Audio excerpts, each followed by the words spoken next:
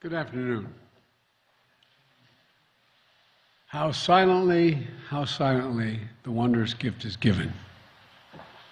There's a certain stillness at the center of the Christmas story. A silent night when all the world goes quiet, and all the glamour, all the noise, everything that divides us, everything that pits us against one another, everything that seems so important but really isn't. It all fades away in stillness of the winter's evening. And we look to the sky, to a lone star, shining brighter than all the rest, guiding us to the birth of a child Christians believe to be the Son of God. Miraculously now, here among us on earth, bringing hope, love, and peace and joy to the world. Yes, it's a story that's 2,000 years old, but it's still very much alive today. Just look into the eyes of a child on Christmas morning, or listen to the laughter of a family together this holiday season after years of being apart. Just feel the hope rising in your chest as you sing, "Hark the herald angels sing," even though you've sung countless times before.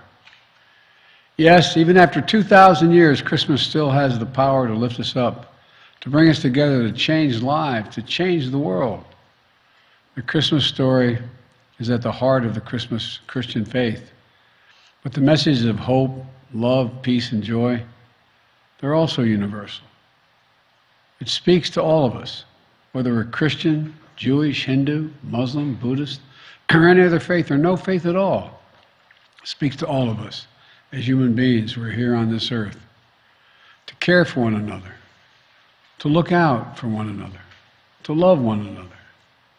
The message of Christmas is always important, but it's especially important through tough times, like the ones we've been through the past few years.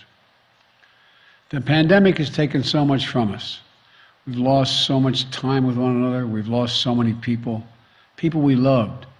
Over 1 million lives lost in America alone. That's 1 million empty chairs, breaking hearts and homes all across the country.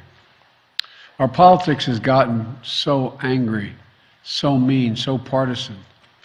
And too often we see each other as enemies, not as neighbors, as Democrats or Republicans, not as fellow Americans. We become too divided. But as tough as these times have been, if we look a little closer, we see bright spots all across the country.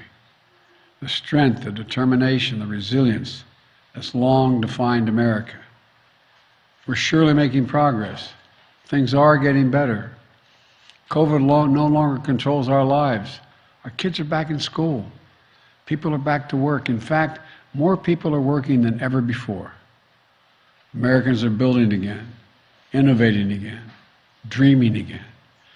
So my hope this Christmas season is that we take a few moments of quiet reflection, find that stillness in the heart of Christmas, that's at the heart of Christmas, and really look at each other, not as Democrats or Republicans, not as members of Team Red or Team Blue, but as who we really are, fellow Americans, fellow human beings worthy of being treated with dignity and respect.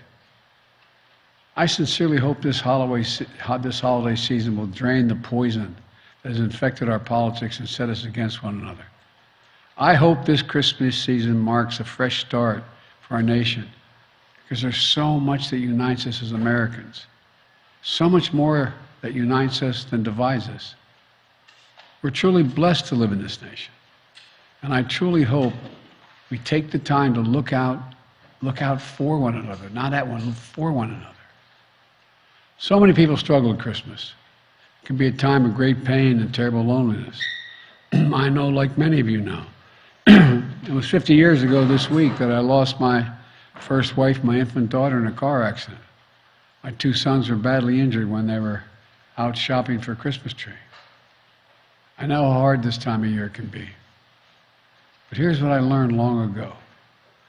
No one can ever know what someone else is going through, what's really going on in their life, what they're struggling with, what they're trying to overcome.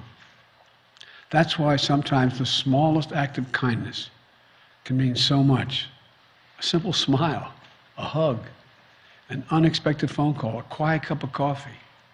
Simple acts of kindness that can lift a spirit, provide comfort, and perhaps, maybe even save a life. So this Christmas, let's spread a little kindness. This Christmas, let's be that helping hand, that strong shoulder, that friendly voice, when no one else seems to care for those who are struggling, in trouble, in need. It just might be the best gift you can ever give. Let's be sure to remember the brave women and men in uniform who defend and protect our nation. Many of them are away from their families at this time of year. Let's keep them in our prayers. You know, I believe Christmas is a season of hope. And throughout the life of this country, it's been during the weeks of December, even in the midst of some of our toughest days, that some of the best chapters of our story have been written. It was during these weeks, back in 1862, that President Lincoln prepared the Emancipation Proclamation, which he issued on New Year's Day.